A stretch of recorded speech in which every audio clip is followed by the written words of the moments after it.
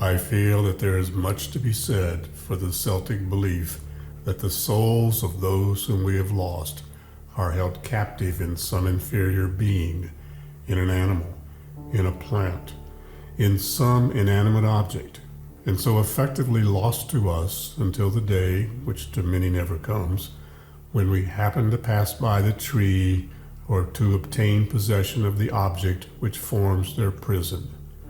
Then they start and tremble. They call us by our name, and as soon as we have recognized their voice, the spell is broken. We have delivered them. They have overcome death and returned to share our life. And so it is with our own past. It is a labor in vain to attempt to recapture it.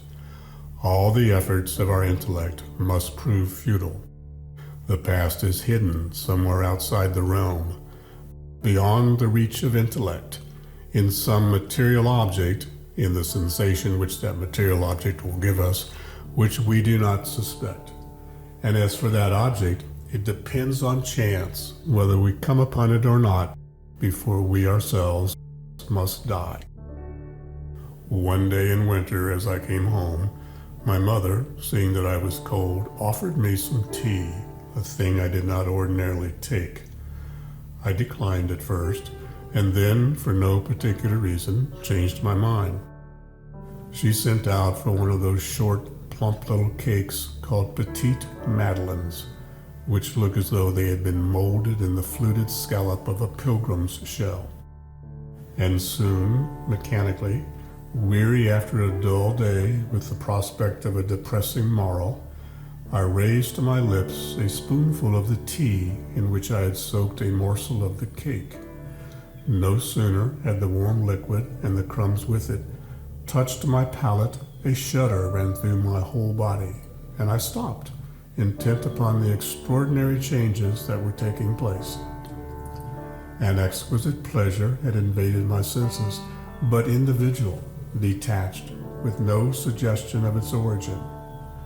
And at once the vicissitudes of life had become indifferent to me, its disasters innocuous, its brevity illusory, this new sensation having had on me the effect which love has of filling me with a precious essence.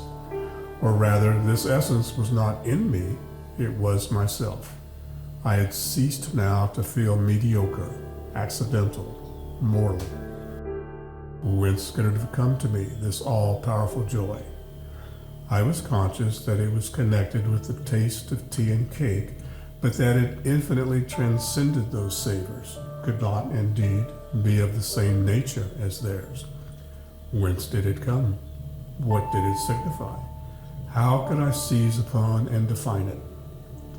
I drink a second mouthful, in which I find nothing more than in the first, a third, which gives me rather less than the second. And suddenly the memory returns. The taste was that of the little crumb of madeleine which on Sunday mornings my Aunt Leonie used to give me. The sight of the little madeleine had recalled nothing to my mind before I tasted it.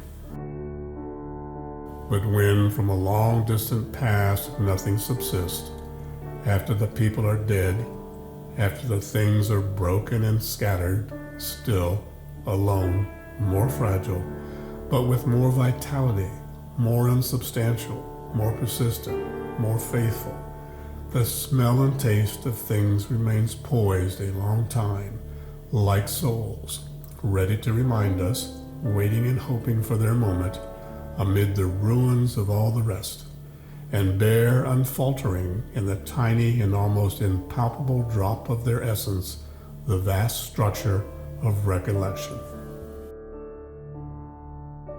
In that moment, all the flowers in our garden and in Madame Swan's park, and the water lilies on the Vivonne, and the good folk of the village in their little dwellings in the parish church, and the whole of Cambrai and of its surroundings, taking their proper shapes and growing solid, sprang into being, town and gardens alike, all from my cup of tea.